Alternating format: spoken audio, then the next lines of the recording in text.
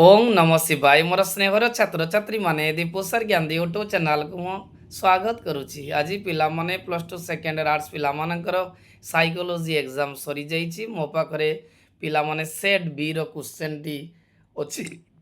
बर्तमान मु set B रो समस्त क्वेश्चन उत्तर गुड़िक आलोचना करुच्ची। प्रथम क्वेश्चन कही पिला माने मनोगतिक चिकित्सा डैश द्वारा विकसित होता। उत्तर होची फ्रॉयड।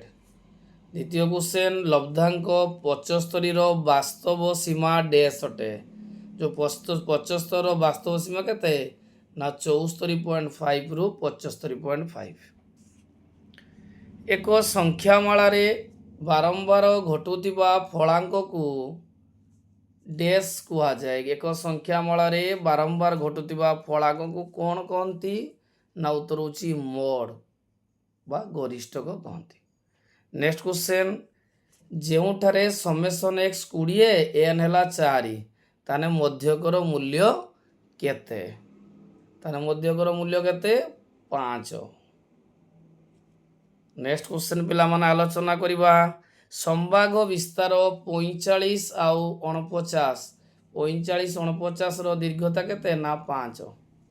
गोटे निषिक्त डिबाण को डैश बोली कहा जाए। गोटे निषिक्त डिबाण को डैश बोली कहा जाए। उत्तर होची एक जुग्मज बोली कहा जाए।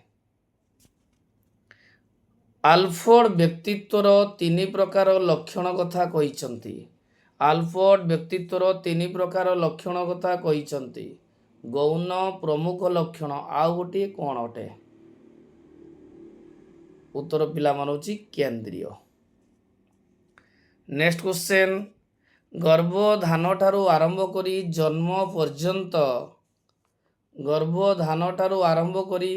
जन्म पर्यंत समय को कौन कहा जाए? प्राक बाल्यावस्था, भ्रूणावस्था, प्राक प्रसवावस्था। उत्तर पिला मान होची प्राक प्रसवावस्था। रसा कालीछिटा परीक्षण। रसा कालीछिटा परीक्षण डैश परीक्षण एक उदाहरण अटे। वस्तुनिष्ठ पारिस्थितिक प्रक्षेपी। उत्तर पिला माने होची प्रक्षेपी।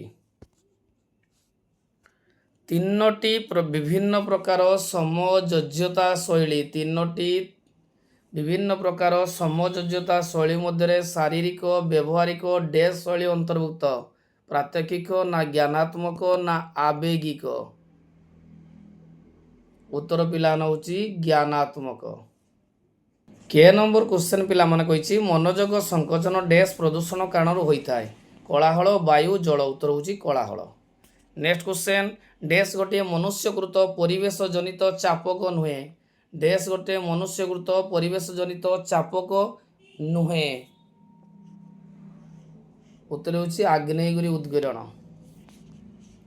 चापक चापर डैश अटे। बहुत इंपोर्टेंट क्वेश्चन। चापक चापर डैश अटे। जे चापक चापकर डैश अटे। उत्तर होची अभिप्रेरित कारक।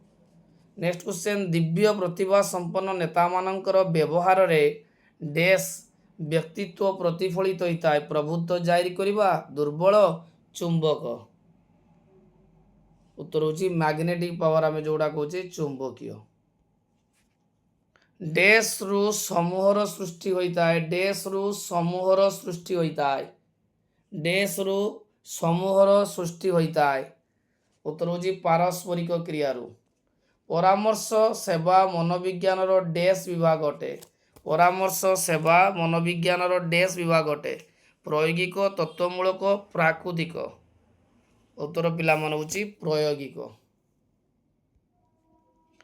निस्वार्थमूलक सकारात्मक सम्मान प्रत्ययटी डैश द्वारा विकसित है। Freud, young, रजर्स। उत्तर होची रजर्स।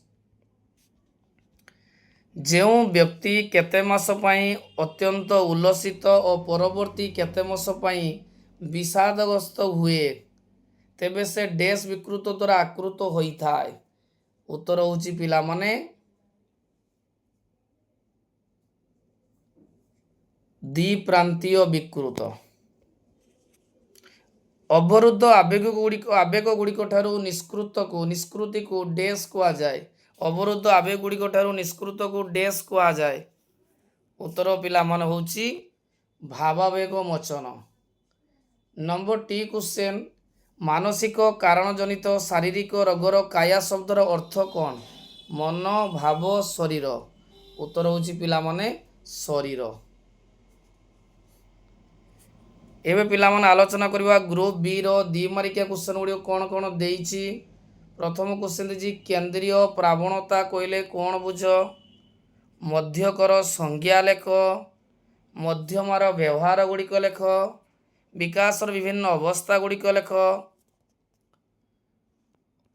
ଅଭିନ୍ନ ଯମଜ ଭାତୃ ଯମଜ ମଧ୍ୟରେ ପାର୍ଥକ୍ୟ ଲେଖ। ଟାଇପ୍ ଏ ବ୍ୟକ୍ତିତ୍ୱର ବିଶେଷତ୍ୱ ଲେଖ। ଚାପର ପ୍ରକାରଭେଦ ଲେଖ। ଘନ ଜନଗହଳି କହିଲେ କ'ଣ ବୁଝ? କୋଳାହଳ ପ୍ରଦୂଷଣ କ'ଣ? ଏଗୁଡ଼ା ସବୁ 2 ମାର୍କିଆ ପିଲାମାନେ ଆସିଛି। ଗଣତନ୍ତ୍ରବାଦୀ ନେତୃତ୍ୱ ଶୈଳୀ କହିଲେ କ'ଣ ବୁଝ? ଗଣତନ୍ତ୍ରବାଦୀ ନେତୃତ୍ୱ ଶୈଳୀ କହିଲେ କ'ଣ ବୁଝ? କୌଣସି 2 ପ୍ରକାର ଦୁର୍ଭିତ୍ତି ବିଷୟରେ ଆଲୋଚନା କର। ଦ୍ୱିପ୍ରାନ୍ତୀୟ ମନୋବିକୃତ କହିଲେ କ'ଣ ବୁଝ?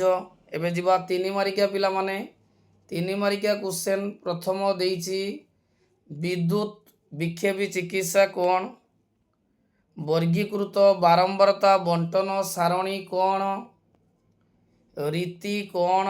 ବୃଦ୍ଧାବସ୍ଥାରେ ପ୍ରମୁଖ ମାନସିକ ପରିବର୍ତ୍ତନ କ'ଣ?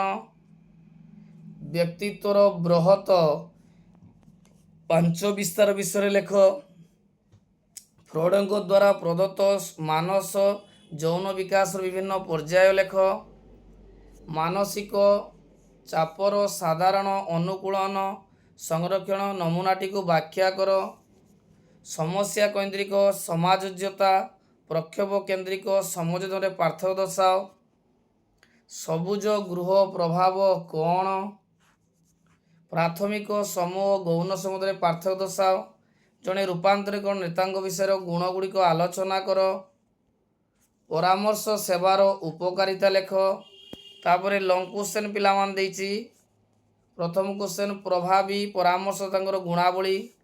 ବ୍ୟବହାର ଚିକିତ୍ସା ପଦ୍ଧତିର ବ୍ୟବହୃତ ବିଭିନ୍ନ କୌଶଳ ଆଲୋଚନା କର। ପରିସଂଖ୍ୟାନ କହିଲେ କ'ଣ ବୁଝ? ନିମ୍ନ ପ୍ରଦତ୍ତ ପୌନଃବିତରଣ ମଧ୍ୟମ ବାହାର କର। ଏବେ ପିଲାମାନେ 8 ନମ୍ବର କ୍ୱେଶ୍ଚନ୍ କହିଛି ପ୍ରାକ୍ ଜନ୍ମକାଳୀନ ବିକାଶକୁ ପ୍ରଭାବିତ କରୁଥିବା କାରକଗୁଡ଼ିକ ସମ୍ବନ୍ଧରେ ଆଲୋଚନା କର। ମାନସିକ ଚାପକୁ ହ୍ରାସ କରିବାର ବିଭିନ୍ନ କୌଶଳ ଆଲୋଚନା କର। ବର୍ତ୍ତମାନ ପିଲାମାନେ ମୁଁ ସମସ୍ତ କ୍ୱେଶ୍ଚନ୍ ଆଲୋଚନା କଲି। ଯଦି ଭିଡ଼ିଓଟି ଭଲ ଲାଗିଥାଏ ନିହାତି ଚ୍ୟାନେଲକୁ ସବସ୍କ୍ରାଇବ୍ କରିବ, ଲାଇକ୍ କରିବ ଏବଂ ସାଙ୍ଗମାନଙ୍କୁ ନିଶ୍ଚୟ ସେୟାର କରିବ।